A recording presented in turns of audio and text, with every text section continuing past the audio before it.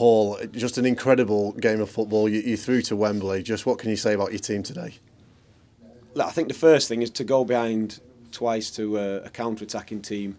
It says a lot about the character, perseverance.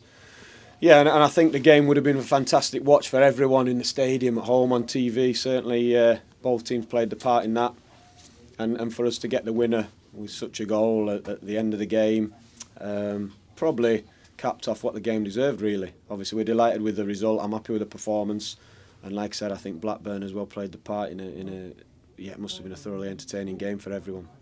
I mean, the winning goal is just one that I don't think anybody will forget, not the least Tommy Doyle, for the rest of his life, really. Listen, he's got, I think, how many times we've spoken about Tom, and one of the things I've said is I think he should get more goals, and especially when we played him higher up, and it was only a matter of time before it started. For the contact, he can his technique, his contact on the ball is top, and he can generate the pace, the power, the dip, and consistently. So, especially when he played higher up in midfield, it just wasn't quite dropping for him, and when it did, it was a block. It was not quite dropping for him. So, for him to get that goal today, it's what he came here for, you know.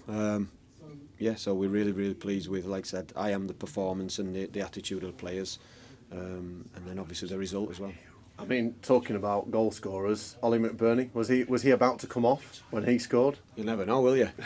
You never know. Listen, we were behind. We were getting into 70 odd minutes, and we had virtually all our attacking players on the pitch. And I was going to bring Jebbo on. Sometimes the difficulty is putting them on. Sometimes put attacker, but you lose all balance to your team. You end up getting done on a counter and cause more danger. So.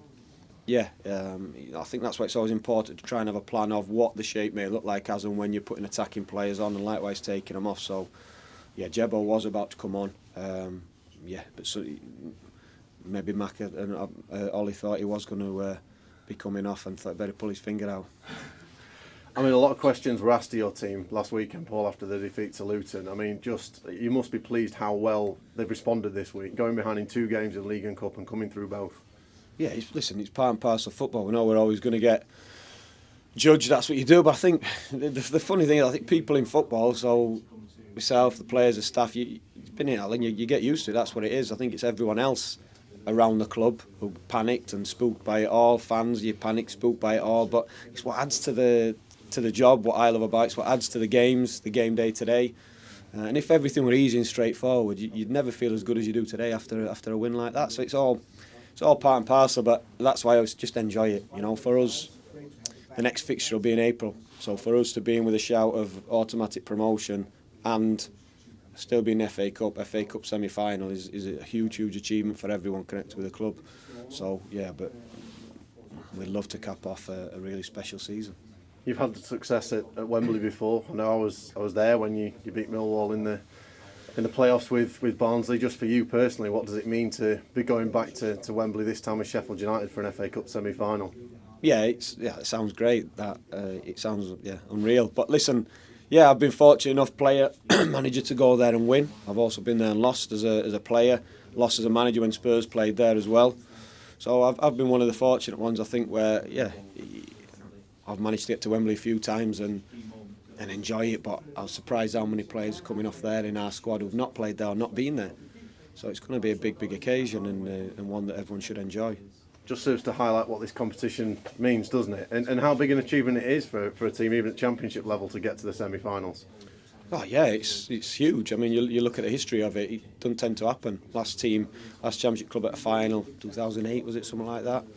When Cardiff Barnsley played in a semi. So that's how rare it is. So, like I said, for us to be this stage of the season, and we'll go into April in with a shout of promotion, in with a shout of the FA Cup, it's a big pat on the back to everyone. And finally, in terms of the draw, do you care who you get now? I mean, clearly, Man United have still got to play their tie. There's another one coming. Man City are through. No, I don't. I'm not bothered personally, but you think, like, obviously, boring side of it and what you're already thinking now. I wouldn't want City for the complications of Macca and Tommy, you know. We'll wait and see. But listen, we'll enjoy winning that. 4 teams left in the FA Cup. We're going to be one of them. Thank you, Paul. Well done. Cheers.